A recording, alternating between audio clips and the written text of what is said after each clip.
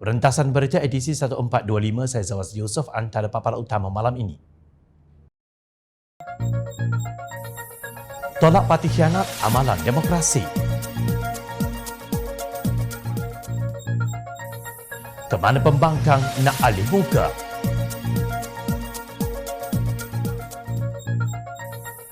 Pas kini pukul anak, sindir menantu. Kerja tebuk atap itu haram.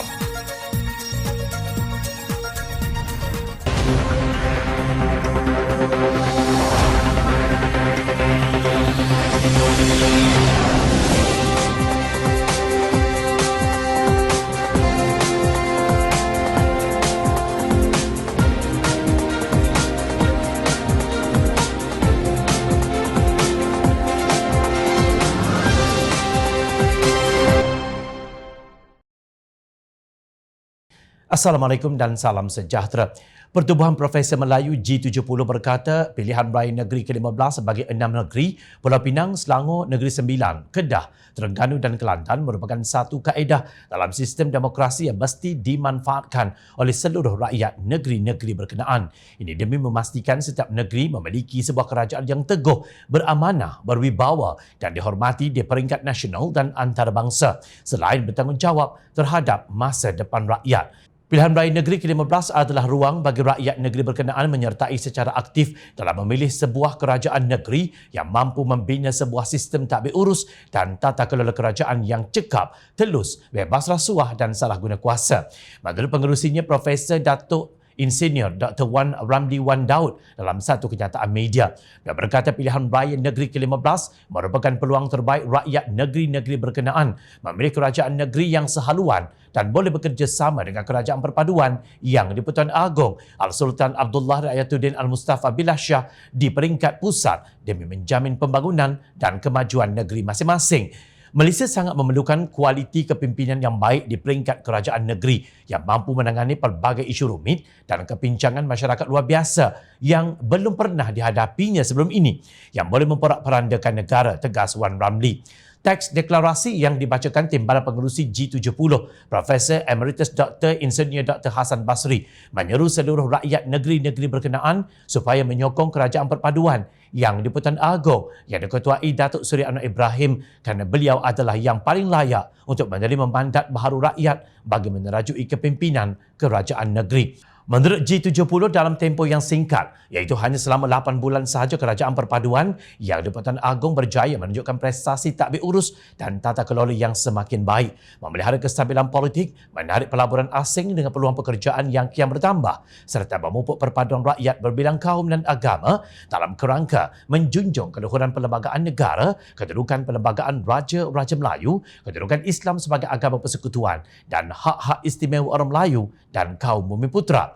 Rakyat negeri-negeri berkenaan diseru agar menolak calon-calon daripada pakatan politik yang didapati telah mengkhianati amanah demokrasi dan menyalahgunakan kedudukan politik sebagai medan memenuhi kepentingan diri dan kumpulan, tegas beliau. Kumpulan Profesor Melayu G70 juga menyeru rakyat negeri-negeri berkenaan agar menolak calon-calon pemfitnah dan mereka yang mengeksploitasi sentimen agama serta kaum dengan melaga-lagakan rakyat berbilang bangsa dan budaya demi meraih keuntungan politik kepartian masing-masing. Kenyataan Profesor Melayu yang berani tampil secara terbuka menyokong kerajaan perpaduan yang di-Pertuan Agong dilihat amat selari dengan titah Sultan Perak yang juga timbalan yang di-Pertuan Agong Sultan Nazri Muizzuddin yang sentiasa mengingatkan rakyat terutama pemimpin supaya tidak menjadi dalang melakukan provokasi yang boleh menyalakan puntung kebencian dan permusuhan antara rakyat berbilang kaum serta agama di negara ini. Dalam titah baginda pada 1 Disember 2018, Sultan Nazri menzahirkan rasa duka cita kerana suasana harmoni yang menjadi budaya rakyat negara ini sejak sekian lama kini mahu dimusnahkan disebabkan persaingan politik.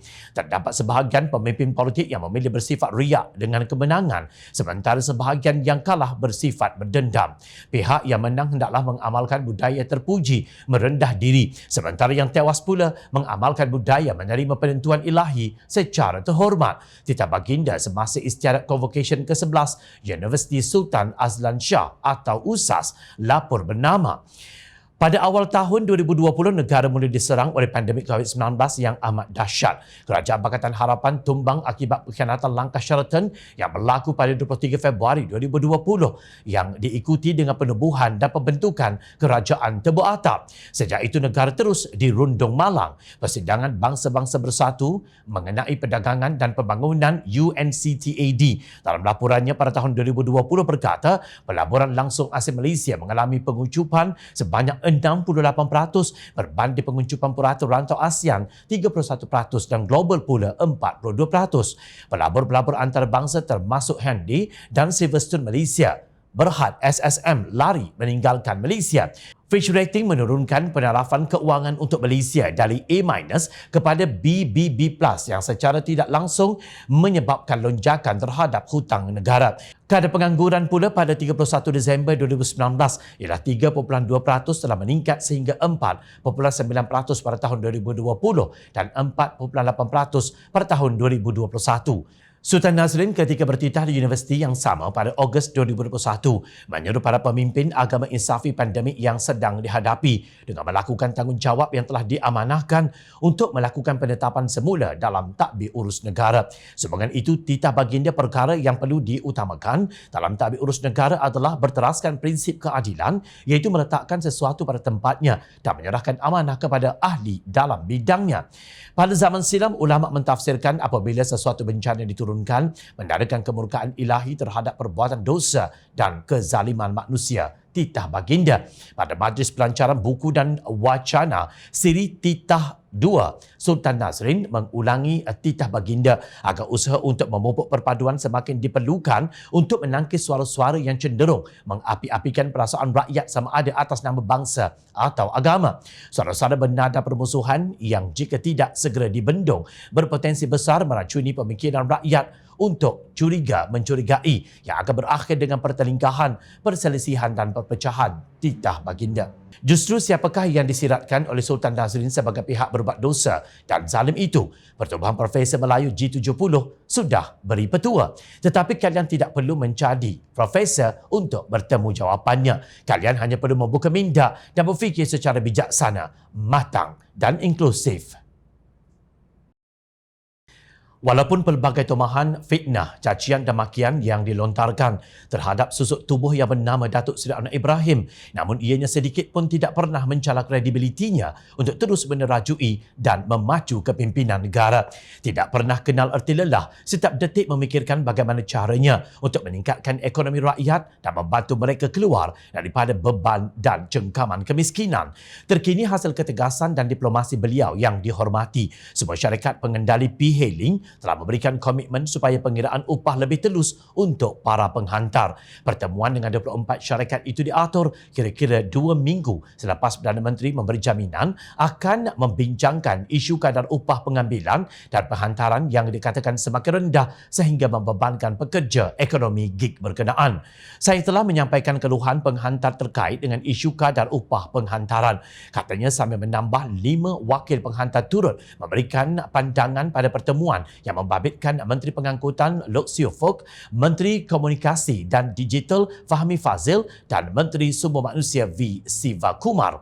Perbincangan antaranya berkisar tentang pendapatan penghantar, jaringan keselamatan sosial serta keperluan latihan, peningkatan kemahiran atau upskilling, katanya dalam kenyataan. Anwar berkata selepas mendengar pandangan kedua-dua belah pihak, kerajaan bersetuju meningkatkan peruntukan bagi inisiatif dan latihan peningkatan kemahiran.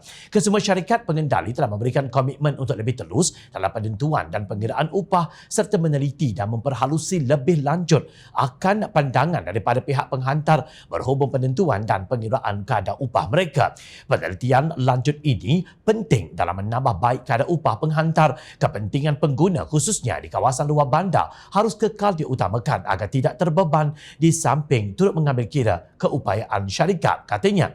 Ikhtiar ini membuktikan kerajaan peka dan mengambil berat kepentingan semua pihak dalam meningkatkan pendapatan rakyat dan memastikan kesinambungan perniagaan. Dalam pada itu, beliau memaklumkan perjumpaan bersama 24 syarikat pengendali dibuat sesudah maklum balas rakan penghantar yang diajukan kepadanya pada satu pertemuan 22 Julai lalu. Lalu Anwar yang juga Menteri Keuangan meminta tempoh seminggu untuk bertemu syarikat P panggilan bagi membincangkan isu berkaitan kadar upah yang dikatakan semakin rendah itu.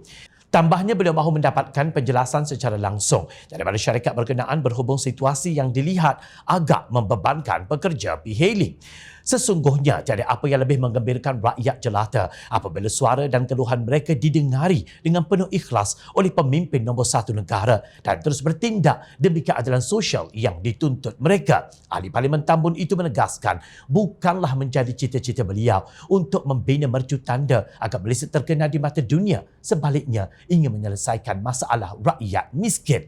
Anwar menyatakan beliau tidak peduli digelar oleh pimpinan pembangkang sebagai bodoh, penipu atau keliru kerana ikrar yang dipegangnya ialah melakukan yang terbaik untuk rakyat dan ekonomi negara.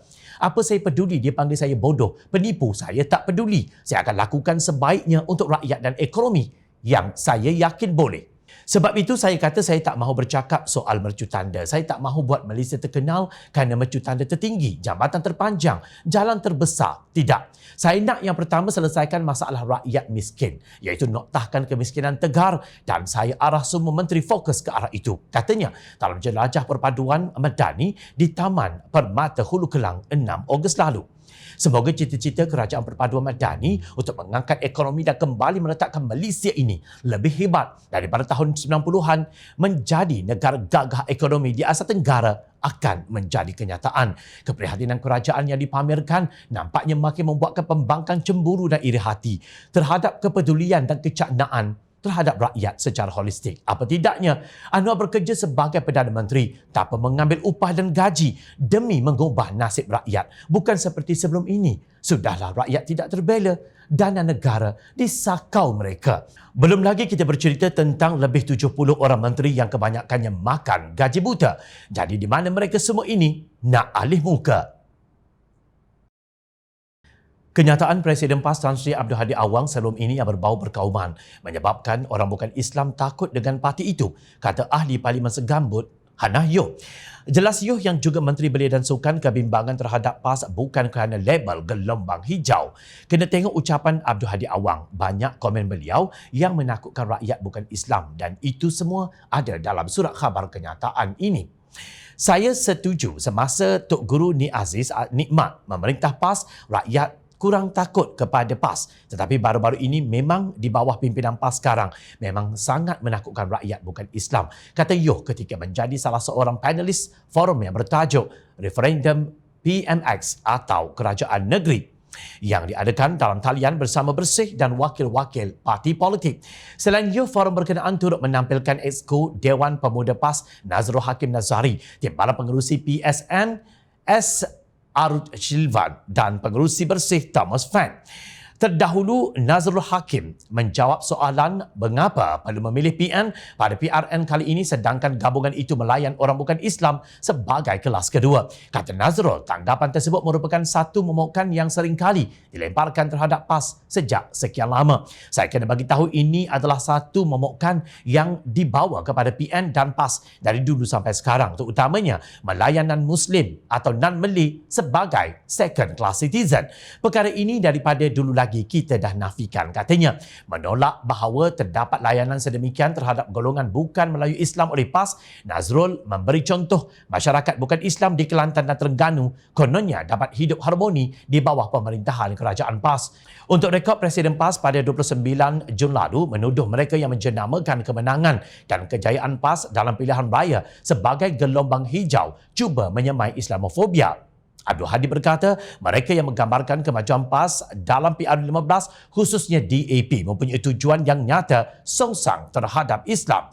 Gelombang hijau menjadi sebahagian daripada perbendaharaan kata politik selepas pilihan raya Parlimen Julai lalu selepas Peringkatan Nasional meraih kemenangan yang menakjubkan. Kebanyakannya bahagian utara semenanjung Malaysia. Ketika itu adalah dipercayai secara meluas bahawa pengaruh PAS yang semakin meningkat adalah punca utama kejayaan PN. Justru istilah gelombang hijau diguna pakai. Gesaan Abdul Hadi dan PAS ke arah perpaduan berteraskan Melayu bukanlah isu baharu. Ia semakin ketara dibuat parti itu selepas berakhirnya PRU ke-14 2018 dan menyaksikan PAS bekerjasama dengan UMNO melalui Muafakat Nasional. PAS juga mengadakan kerjasama secara rasmi memberikan sokongan kepada inisiatif proklamasi orang Melayu yang diterajui bekas Perdana Menteri Tun Dr. Mahathir Mohamad. Abdul Hadi juga mendakwa masyarakat bukan Islam dan bukan Melayu adalah golongan yang terbesar menjadi penyakau serta terlibat dalam kegiatan rasuah. Melayu yang bekerjasama dengan golongan terbabit, tambah Abdul Hadi, termasuk golongan cendekiawan yang meletakkan otak di dalam perut. Dia juga mengumpamakan Melayu dan cendekiawan terbabit seperti kera. Untuk rekod, sebelum ini, Abdul Hadi pernah mendakwa kalangan orang bukan Islam dan bukan Melayu adalah golongan yang terlibat dalam kegiatan rasuah, sama ada sebagai pemberi atau penerima.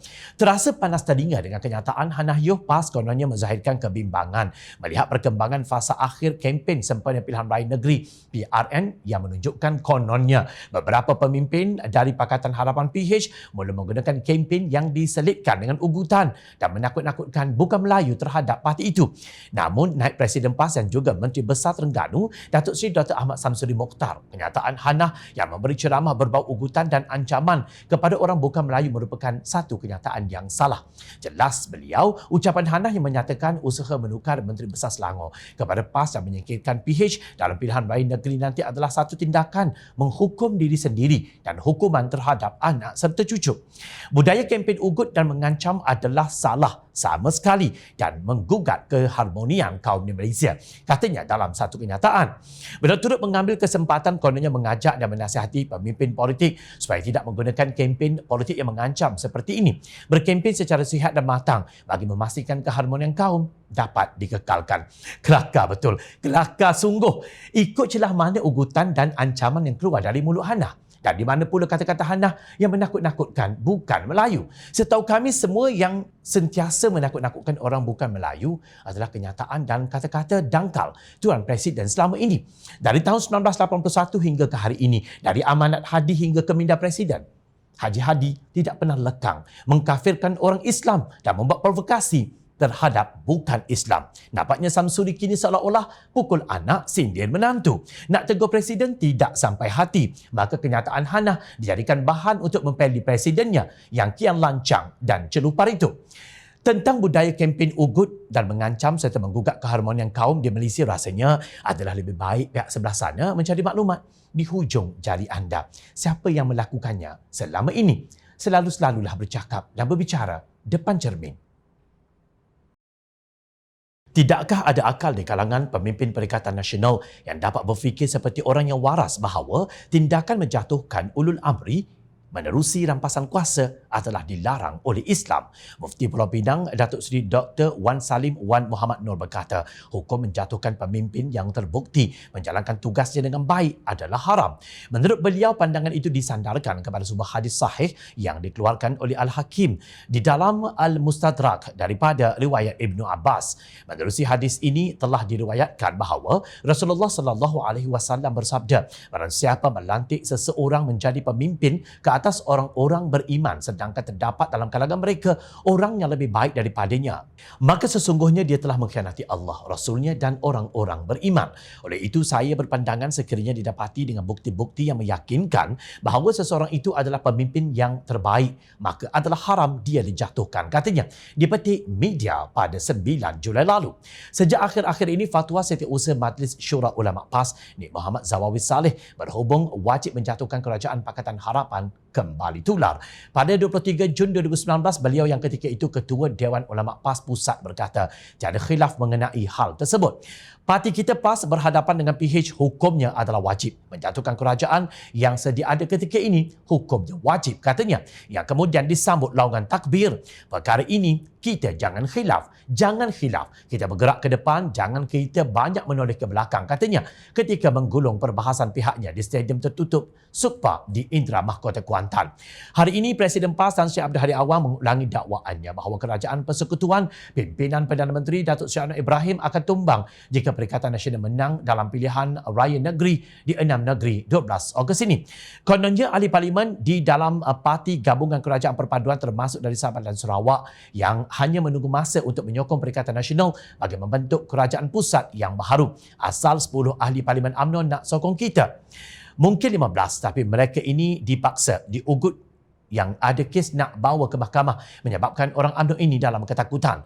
Maka ditubuhkan kerajaan perpaduan dalam keadaan kacau bilau. Kerajaan perpaduan tapi berbalah sama sendiri. Yang parti dalam kerajaan bantah kerajaan sendiri tegasnya ketika berucap pada ceramah mega PRN 15 di Markas PAS Kampung Bukit Kecil Langkap Terengganu. Lapor Berita Harian semalam. Ini tujuan politik yang sangat besar untuk selamatkan agama, bangsa dan negara kita. Terus dia pelihara oleh Islam, ujar beliau.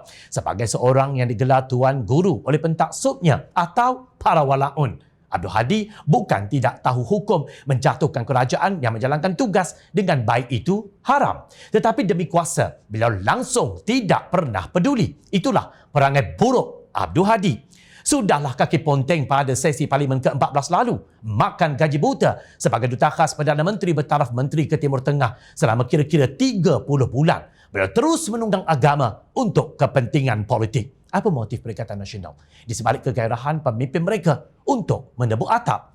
Berlonggoknya fail-fail siasatan di meja Ketua Pesuruhjaya Suruhanjaya Pencegahan Rasa Malaysia SPRM Tan Sri Azam Baki berhubung pemimpin Perikatan Nasional dan suku sakat mereka sudah tentu amat mengerikan. Lebih-lebih lagi Perdana Menteri berkali-kali menegaskan bahawa beliau akan terus melawan habis-habisan gerombolan yang merompak kekayaan negara tidak kira apa kedudukan, pangkat atau bangsanya. Rakyat seharusnya menilai adakah provokasi dengan menggunakan agama ini perjuangan pemimpin Islam yang syumul. Jom channel meminjam pandangan Mufti Pulau Pinang. Penegakan syariat bukan dengan percakapan tetapi dengan tindakan seperti melaksanakan keadilan, kebajikan untuk rakyat, membasmi kemiskinan, memerangi kefasadan dan kemungkaran termasuk rasuah dan sebagainya. Tidakkah apa yang disebut oleh Mufti berkenaan sedang dilakukan oleh Kerajaan Perpaduan Malaysia Madani yang mendapat restu Yang di-Pertuan Agong Al-Sultan Abdullah Rayatuddin Al-Mustafa Billah Shah? Haram, maknanya berdosa melakukannya, dihumban ke dalam neraka. Bukankah itu yang sering dilaungkan oleh para agamawan? Sudah terang lagi kan bersuluh, rakyat bukan bodoh, rakyat sentiasa memerhati.